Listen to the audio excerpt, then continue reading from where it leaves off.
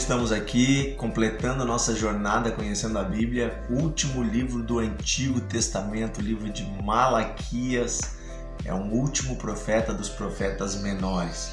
É interessante que ele também está cronologicamente, ele é o livro que foi escrito mais recentemente no Antigo Testamento. Ele é o último livro escrito realmente no Antigo Testamento entre os profetas, né? Ele se coloca na mesma época do livro de Esdras e do livro de Neemias.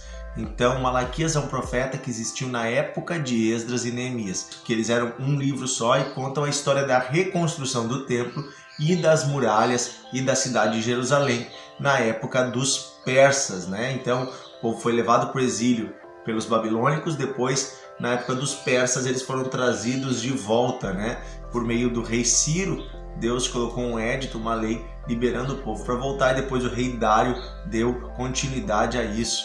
E aqui então Malaquias ele está bem nesta época. Tanto Esdras quanto Neemias enfrentaram vários problemas junto ao povo e junto aos sacerdotes que haviam naquela época.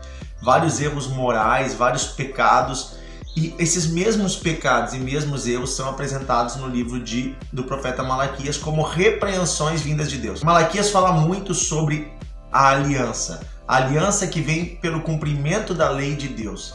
E ele vai se referir a várias formas que o povo quebrou essa aliança. 3 coisas que ele enfatiza bastante, né?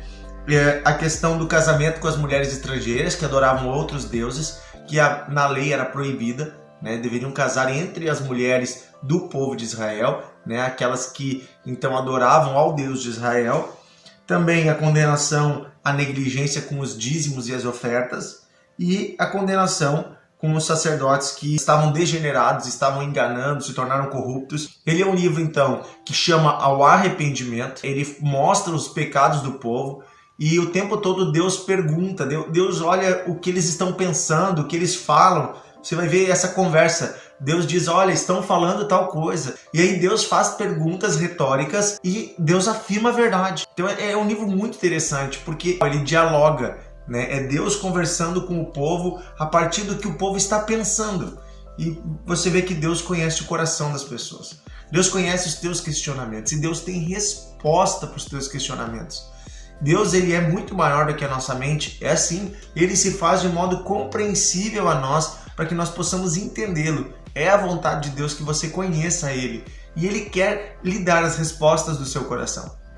Por isso busque ao Senhor, leia a palavra, tenha comunhão com o Espírito Santo e Deus vai responder as suas perguntas. O profeta Malaquias mostra isso, né? Que Deus quer falar com as pessoas, que Deus se importa com a história pessoal e a história do nosso povo, a história da nossa gente.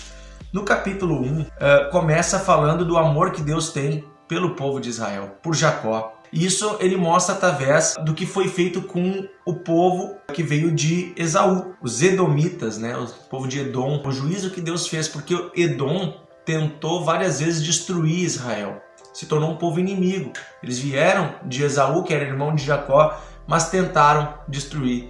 E aqui Deus diz, olha, vocês acham que eu não amo vocês? Mas eu sempre defendi vocês. E olha o que eu fiz o juízo, eles não foram fiéis, eles não foram bons, eles não foram corretos, e as cidades deles foram destruídas e nunca mais existirão. Então Deus já mostra que Ele é Deus de justiça, que Ele dá oportunidades, Ele dá chances, mas chega uma hora que a justiça é feita. No capítulo 1 ainda também ele fala que Ele é Deus das nações. Ele fala assim, olha, vocês não me adoram.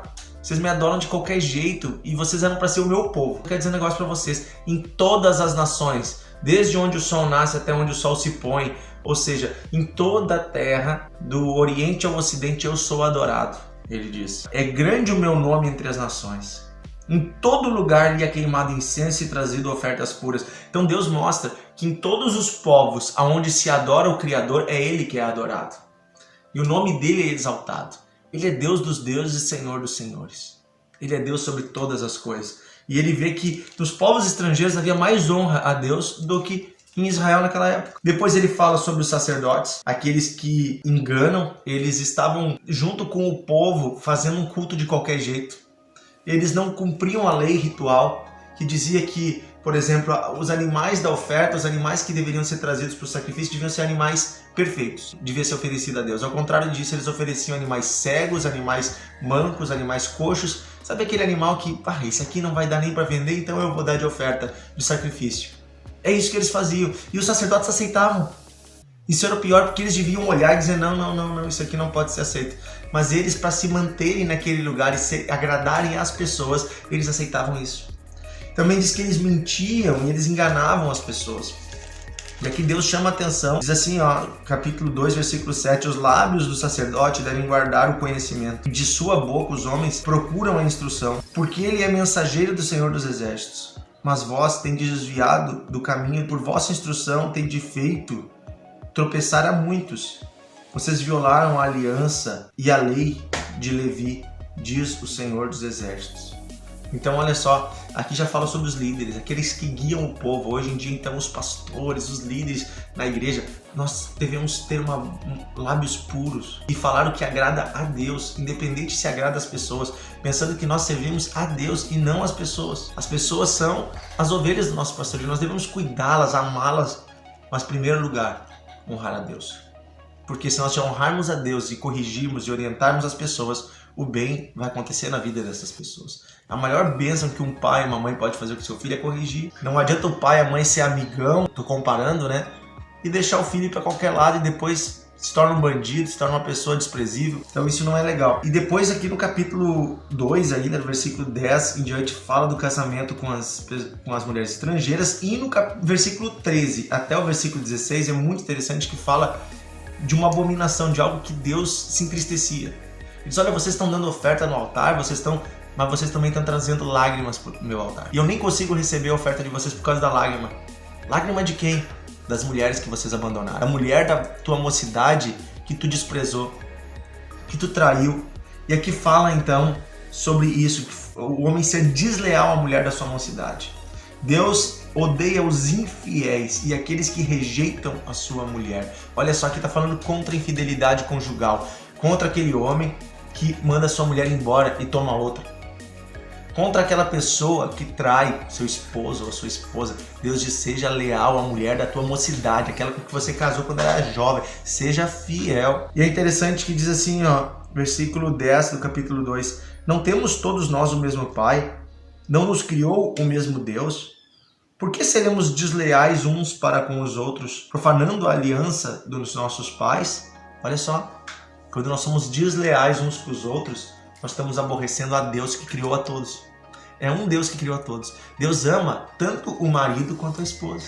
Deus ama os dois. Por isso, para agradar a Deus, você tem que ser leal aos seus compromissos. Honrar o compromisso com a sua esposa, com o seu esposo, abençoar os seus filhos, ser um bom pai, uma boa mãe. Isso agrada a Deus muito mais do que ficar cantando horas numa igreja. Claro, é importante isso para você aprender a palavra de Deus, você ter comunhão com Deus. Uma coisa não exclui a outra, mas eu estou dizendo que apenas ter o ritual, sem ter vida de comunhão com Deus, que se expressa por meio da lealdade com as pessoas, não tem sentido nenhum. Versículo 17 em diante começa a falar, são profecias a respeito da vinda do anjo de Deus. É que esse anjo de Deus que é citado aqui é o Messias. É aquele que viria, que a gente já conhece, que já veio, chamado Jesus. E é interessante que ele anuncia que esse viria e ele traria o juízo de Deus. Ele traria salvação para alguns, mas perdição para outros. O próprio Jesus disse, aquele que crer será salvo e quem não crer será condenado. Então a palavra de Jesus ela é uma palavra de salvação, mas ela também é uma palavra de condenação. Se a pessoa não crê na palavra de Cristo, ela já está condenada. Por isso João Batista disse que aquele que viria após ele, Jesus, batizaria com o Espírito Santo e com fogo. São dois batismos diferentes. Com o Espírito Santo é você ser cheio da presença de Deus. Alguns serão cheios da presença de Deus porque entregaram sua vida a Cristo. Mas outros serão batizados com fogo. Sabe o que isso quer dizer? Que eles, no dia do juízo, eles serão enviados para o fogo do inferno. Por quê? Porque rejeitaram ao Filho de Deus, rejeitaram a verdade, rejeitaram o amor, rejeitaram a prudência, rejeitaram a sabedoria, rejeitaram a bondade. Então, aqui vai falar deste Filho, porque eu envio um mensageiro, diz no capítulo 3, versículo 1, que preparará o caminho diante de mim. Olha só, aqui já está falando de João Batista, que viria antes de Jesus preparando o caminho. E de repente virá ao seu templo o Senhor. Jesus foi lá no templo. A quem vós buscais, o anjo da aliança, a quem vós desejais. E eis que ele vem, diz o Senhor dos Exércitos. Quem poderá suportar o dia da sua vinda? E é interessante que Jesus vem 2 vezes, né? Jesus vem uma vez para nos ensinar e ele virá outro dia no juízo. E no dia do juízo ninguém vai poder suportar. Todo joelho se dobrará, toda língua confessará. O capítulo 3 ainda fala no versículo 5 sobre o juízo dos maus. Muitas pessoas diziam, onde está Deus? Deus deixa o mal fazer o que quer e o bom faz. E muitas vezes o bom se dá mal e o mal se dá bem. Onde é que está Deus? E Deus diz, aguarda, haverá o dia do juízo. E aqui no capítulo 3, versículo 5 diz assim, chegar-me-ei a vós, outros para juízo, serei testemunha veloz contra os feiticeiros. Olha só, Deus está dizendo, eu vou testemunhar contra os feiticeiros, contra os adúlteros, contra os que juram falsamente, os mentirosos, contra os que me defraudam o salário do jornaleiro, os que não pagam direito seus funcionários. E não é só o funcionário de carteira assinada, não. O jornaleiro era aquela pessoa que vinha para fazer uma jornada de um dia de trabalho. Os que oprimem a viúva e o órfão, aqueles que se aproveitam dos pobres, que tomam bem dos pobres, que torcem o direito do estrangeiro. Olha só, aquele que inclusive se aproveita dos que vêm de fora. E não me temem, diz o Senhor dos Exércitos. Então quem faz essas coisas não teme ao Senhor. Porque Deus, Ele defende o pobre, Ele defende o órfão, a viúva. Deus defende quem não tem ninguém para defender. Deus é o justo juiz. No capítulo 4 fala de novo sobre o Messias e o dia do juízo, que vem como uma fornalha. Mas para vós outros que temeis o meu nome, nascerá o sol da justiça. Jesus é o sol da justiça, trazendo salvação nas suas asas. Saireis e saltareis como bezerros soltos na estrebaria. Pisareis os perversos, porque se farão em cinzas debaixo da planta dos vossos pés, naquele dia que preparei, diz o Senhor dos Exércitos. E depois no capítulo 4, versículo 5, diz que Deus antes disso tudo vai enviar o profeta Elias. E o profeta Elias é quem? Foi João Batista. Jesus diz, vocês estão procurando Elias? Pois João era Elias. Ele tinha o mesmo espírito de Elias. Ou seja, o mesmo Espírito Santo que estava em Elias. E a mesma palavra profética que estava em Elias estava em João Batista. Isso se cumpriu nos dias antes da vinda do Senhor Jesus. Que você aprenda com o profeta Malaquias que Deus, Ele é Deus bom. Deus é Deus de justiça. Deus envia o seu Filho para salvar o mundo, mas a salvação de alguns também significa juízo para outros. Se não assumirmos uma postura de seriedade e fidelidade com Deus. Deus nos chama a fidelidade. Deus nos chama a sermos leais. Então, o último profeta do Antigo Testamento aponta para o Filho de Deus que vem logo ali em Mateus, que nós vamos estudar no próximo vídeo, onde se cumprem todas essas profecias desses profetas, onde Deus faz a justiça no seu próprio Filho. Vamos aprender mais com a Bíblia.